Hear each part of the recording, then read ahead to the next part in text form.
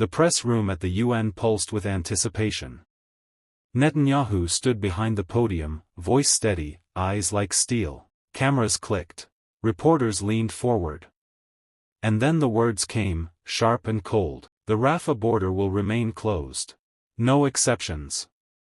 A hush rippled through the chamber like a cold wind. Behind him, aides nodded, as if sealing the fate of thousands with bureaucratic approval. The screens flashed maps, diagrams, security claims. Yet no map could display the agony in Gaza, no diagram could chart the cries of trapped civilians.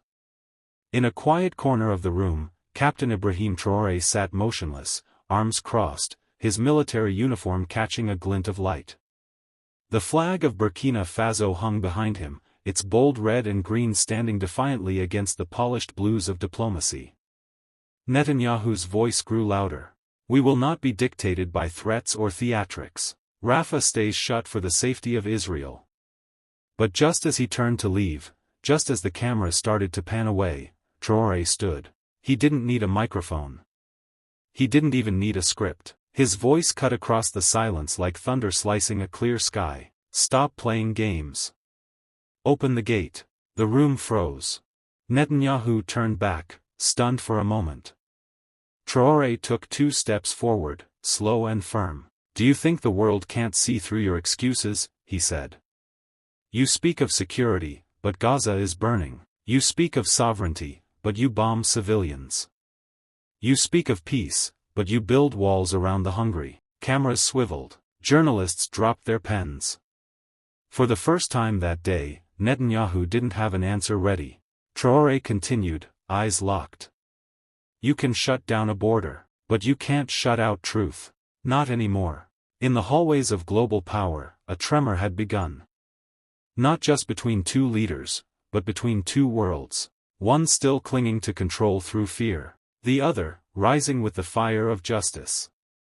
And the Rafah gate, though still closed, had just become the center of a storm that couldn't be ignored. The next morning, the world awoke to headlines that refused to be ignored. Traoré confronts Netanyahu at UN, blared one outlet. African leader shames Israel over Rafah blockade, read another. But beyond the headlines, something deeper stirred, an awakening, a reckoning. In Gaza, children huddled in shattered buildings, families rationed the last crumbs of bread, and hospitals had long run out of supplies. Rafah was more than a border, it was a lifeline. And Netanyahu's order had turned it into a noose. Traoré watched the footage with clenched fists. Not in a palace, but in a modest apartment near the UN compound, far from the velvet halls of diplomats. His phone buzzed non-stop, calls from African leaders, activists from London, protests erupting in Paris, Nairobi, and even Tel Aviv.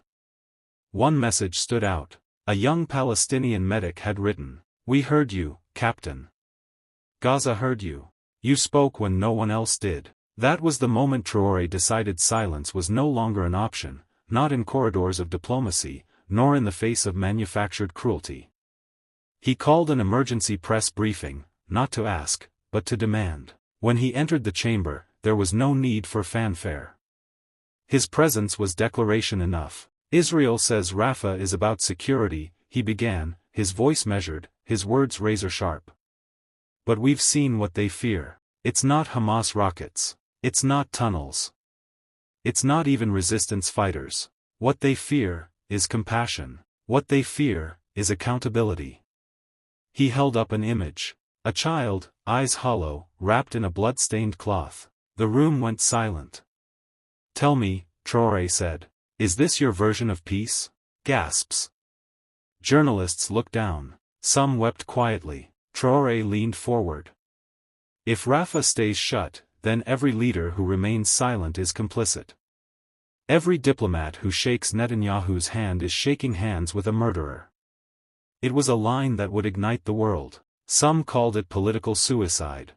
Others called it courage. But one thing was certain, Traoré had crossed a line no African leader had crossed before. And there was no turning back. Within hours of Traoré's fiery condemnation, ripples turned to waves.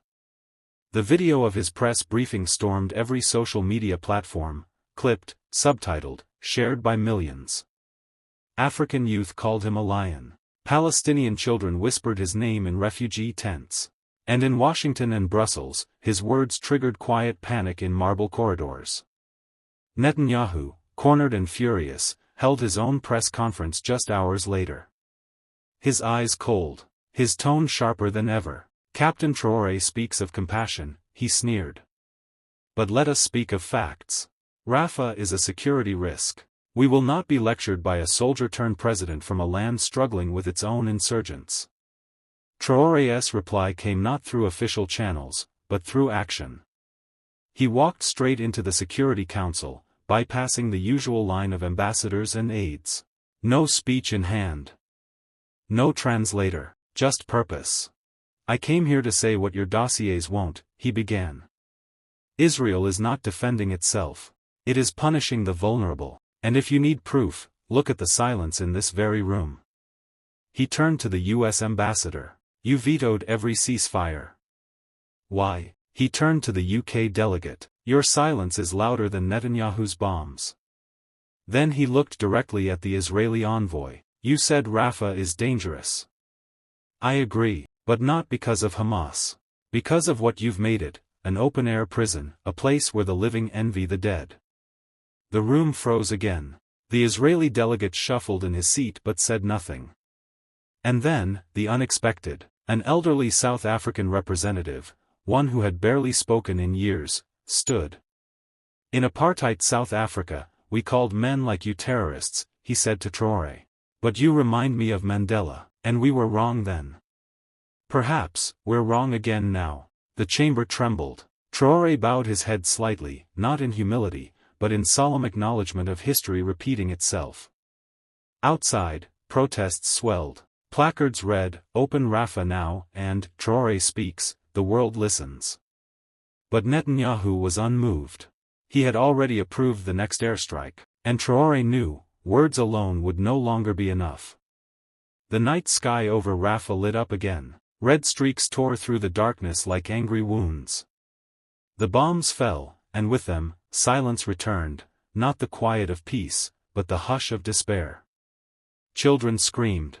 Mothers dug with bare hands. Hospitals, already hollowed, became morgues.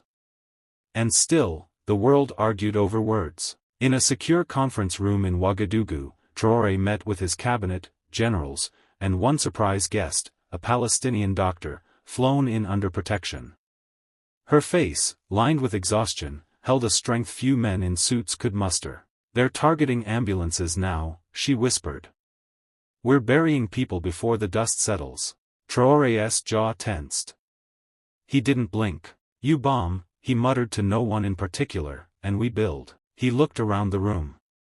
Send aid, not through third parties. Directly.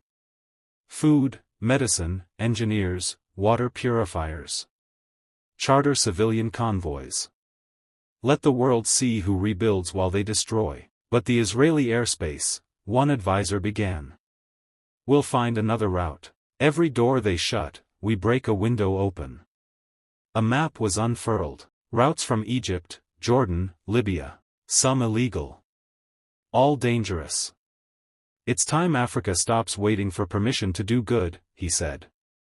A few hours later, Traoré addressed the African Union in a historic midnight emergency summit. His voice was hoarse, but his will unshaken. Some say this is not our war, he said. But when the oppressed scream and we cover our ears, we become jailers in silence. Then, he did something no one expected. He held up a small, soot-stained sandal, no bigger than a child's hand. This was sent to me from Rafah. There's no name. No body. Just this. And if that doesn't move you to act, then perhaps it's not the world that's lost its soul, but this chamber. He placed the sandal on the podium. The room fell dead silent. No applause. No opposition. Just a trembling awareness that something irreversible had been spoken.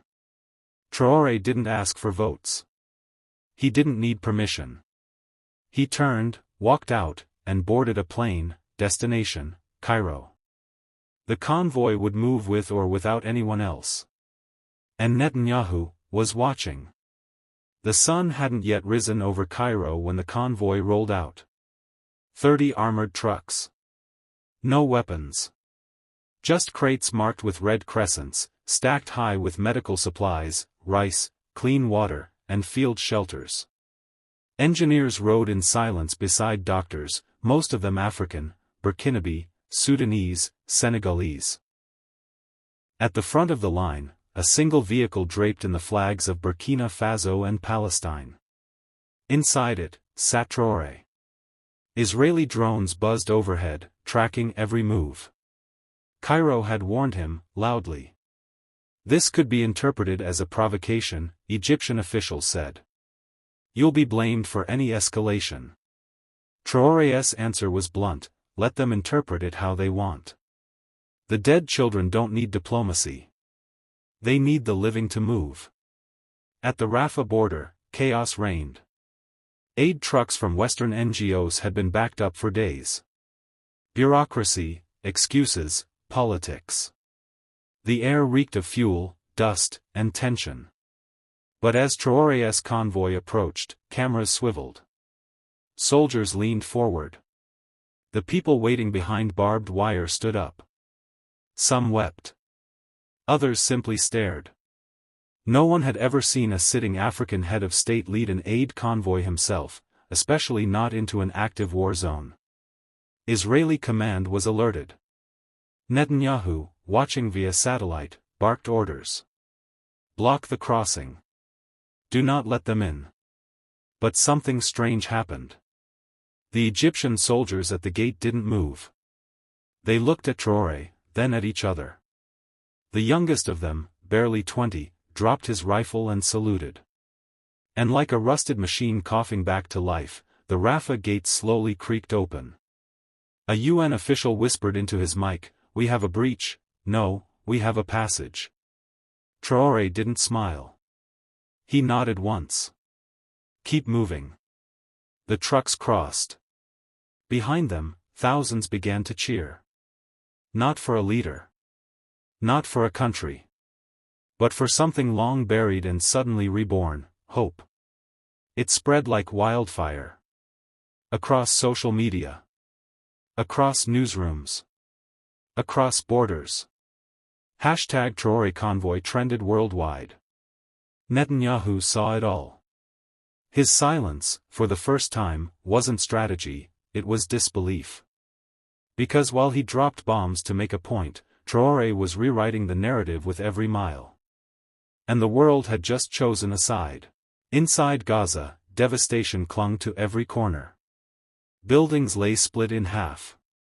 Streets were littered with broken glass, shattered toys, and crumpled bodies wrapped in white sheets. The air was thick with ash, grief, and silence. And yet, through this ruin, Traoré walked, without armor, without a helmet, only a keffiyeh draped over his shoulders and a notebook in his hand. He visited the hospital first. Or what was left of it. A burnt-out shell with one surviving wing, overcrowded and dimly lit by generators. He knelt by a young girl with gauze covering where her eyes had once been. He held her hand as she whispered, "Am I still here?" "You are," he said softly. "And they will know your name." Next, he toured the bombed-out school, where blood still stained the playground. There, he met teachers now working as aid workers, and children drawing flags and olive branches in the sand. Every step was filmed. Not by state media, but by locals, on phones, on drones, on trembling live streams watched by millions. Traoré didn't speak much. He didn't need to. His presence was the message. And back in Tel Aviv, Netanyahu was furious. He ordered more strikes. Hit Khan Yunis. Hit Rafah. Hit wherever the cameras are. But it backfired. The world saw what he was trying to silence, a man standing unarmed among the ruins, refusing to flinch. CNN aired a breaking segment. While Netanyahu sends jets, Traoré brings light. Who's the real danger now? An Israeli general warned the prime minister, "We're losing the optics war." Badly. But Netanyahu doubled down. He called Traore a propagandist, an outsider, a threat. And in response, Traore stood at the remains of Al-Shifa hospital, raised a child's bloodied shoe before the press, and said calmly, "I didn't come to speak. I came to witness. And I will make sure the world remembers what you tried to hide." The footage went viral. Again. Even silence had turned against Netanyahu. Because when you bomb children and fear the cameras, the world stops asking who the terrorist is. And starts asking who still has a soul. 3 days after his visit to Gaza, Traore stepped into the United Nations chamber, not as a guest, not as an observer, but as a force. He wore no suit. Just his desert uniform and a simple black armband in mourning. The room was crowded. Diplomats from every continent filled the seats. Cameras pointed like loaded rifles. Netanyahu wasn't there. He had refused to attend if Traore was allowed to speak. But that only made the silence louder. When Traore stood, he did not begin with thanks or pleasantries. He placed a folder of photos on the table, images of bombed schools, dead families, limbless children. He let the silence linger. Then he said, "These are not casualties. These are crimes." He pointed to the faces of the dead. "They are not collateral. They are testimony." He looked around the chamber, locking eyes with ambassadors who had once sold bombs to Israel. "Your weapons did this," he said. "Don't look away." The room was still. No one touched their mics. No one shuffled papers. Some lowered their eyes. Others held their breath. He turned to the U.S. delegate. "You called for restraint. Where was your restraint when the jets flew?" Then to the British envoy. "You sent aid and arms in the same breath. That's not diplomacy. That's hypocrisy." He ended with a single photo, a father cradling his son beneath rubble, eyes closed, mouths open in permanent scream. Traore held it up. "You want peace?" He paused. "Then stop funding war." The applause didn't erupt. It crept in, slow, trembling hands, then more, then standing. The General Assembly stood for him. Except a few. And those few were the ones who had voted no on ceasefire resolutions. In that moment, it didn't matter what resolutions were passed. The world had already chosen who to believe. And who to remember. The world was no longer watching in silence. As Netanyahu doubled down on his blockade of Rafah, defiant in front of flashing cameras and rigid podiums, the tide outside shifted. Protesters surged in the streets of Tunis, Algiers, Cape Town, and even Paris. "Open the gate," they roared, banners bearing the image of starving Gazan children held high. But inside the UN, it was not the chants that shook the walls. It was Ibrahim Traoré's voice. Traoré rose again, not with fury this time, but with something colder, more dangerous, certainty. "You believe keeping that gate closed will make us beg. You believe famine is your bargaining chip. But I come from a continent that has outlived empires, sanctions, sieges, and genocide. You underestimate the patience of the hungry and the rage of the awakened." The chamber tensed. Even the Israeli delegation looked unsettled now. Not because Traoré threatened violence. But because he had spoken a truth that could not be refuted, one that was echoing beyond the marble walls of the UN, into the very heart of global public opinion. "You say security," Traoré continued. "But the world sees cruelty. You say defense. But Gaza's rubble says otherwise. And if you believe you can bomb your way into peace, then you've learned nothing from history." Then he did something unexpected. He held up a tablet. On it played live footage, drone views, of Rafah, tanks parked like sentinels before a rusted gate, children clinging to the other side, their faces a mix of fear and hope. It streamed in real time, projected onto the UN screen for all to see. No more press-filtered narrative. No more excuses. Look, he said simply. Look at what you're defending. Murmurs filled the hall. Diplomats whispered. Screens lit up across the internet. Within seconds, hashtags trended globally, hashtag Open Rafah, hashtag Traore speaks, hashtag FamineGate. Netanyahu tried to interrupt. This is a breach of protocol. But the room silenced him. Because for once, it wasn't Israel who held the stage. It was a man from Burkina Faso. A soldier with no empire behind him. A leader without nuclear missiles. And yet, at that moment, he commanded the world's attention more than any superpower. Outside, the people had already chosen their side. As Traore stepped down from the podium, there was no applause, only a stunned, collective silence, heavy with the weight of truth. The images he had broadcasted, raw, unfiltered, real, continued to play on screens behind him. Netanyahu remained frozen in place, his carefully rehearsed rhetoric unraveling in real time, his silence louder than any defense he could offer. Then, from the delegation seats, an unexpected voice rose. It wasn't from an African nation this time, it was from Chile. Mr. President, the delegate said firmly, we move that the Security Council convene an emergency session. The blockade of Rafah is no longer a bilateral issue. It is a moral crisis. Others followed. Bolivia. Ireland. Indonesia. Even France, historically hesitant, broke ranks and offered support for immediate humanitarian intervention. The room was no longer under the sway of strategic alliances or whispered threats, it now swayed under the force of public conscience. Netanyahu tried to recover. This is manipulation. Propaganda. Terrorists hide behind civilians. You know this. Traore didn't respond with anger. He stood still, looked Netanyahu in the eyes, and said, children do not hide. They wait. For food. For water. For the gate to open. And while they wait, you drop bombs. It wasn't a soundbite. It was an indictment. The next morning, media across the globe led with a single image, Traore, standing before the UN screen, pointing at the still frame of a child behind the Rafah gate. No logos. No slogans.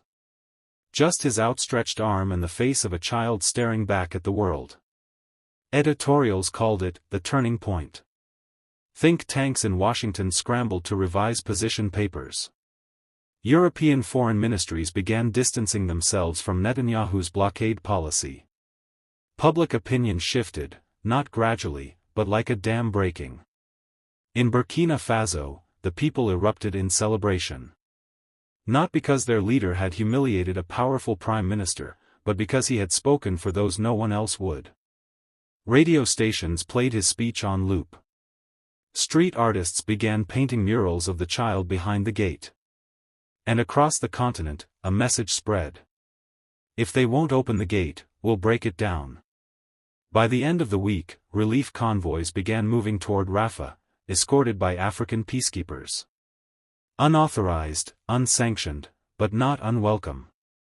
They carried medicine, grain, blankets, and banners bearing Traore's words. We bow to no tyrant. And we feed our own. Traore did not need an army to win a war of conscience. He needed the truth. And the courage to say it aloud. The world had heard Traore's words. But now, it would see his will. The Rafah Crossing, long a symbol of cruelty and control, became the epicenter of an unprecedented global standoff. Israeli tanks lined its perimeter. Drones circled above. But so did the eyes of the world.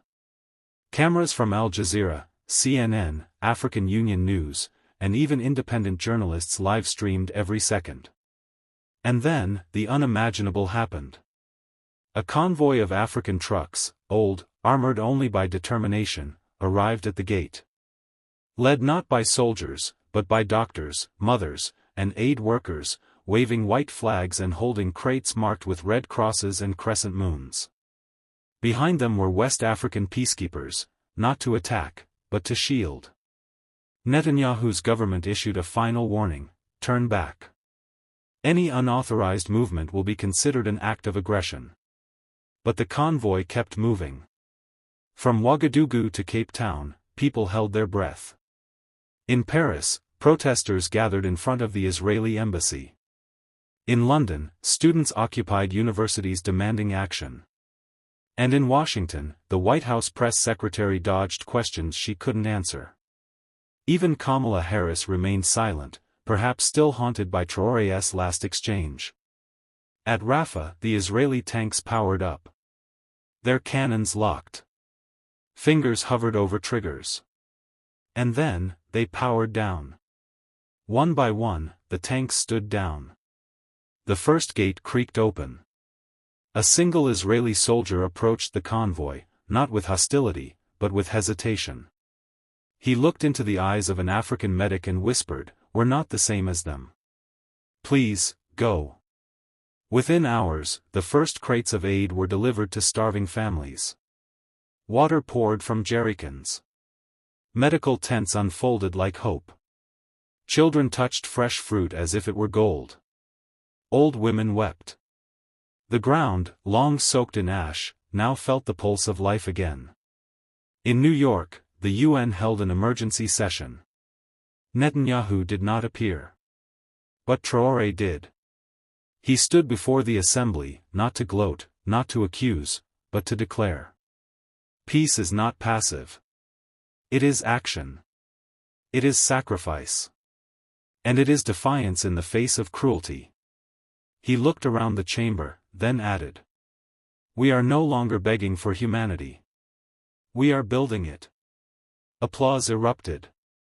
Standing ovations. Even from those who had once called him a rebel, a radical, or worse, irrelevant.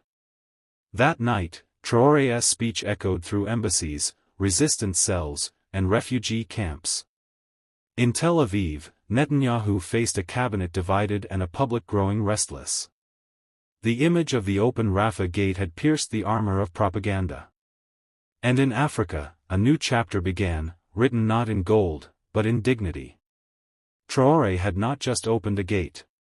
He had opened a future.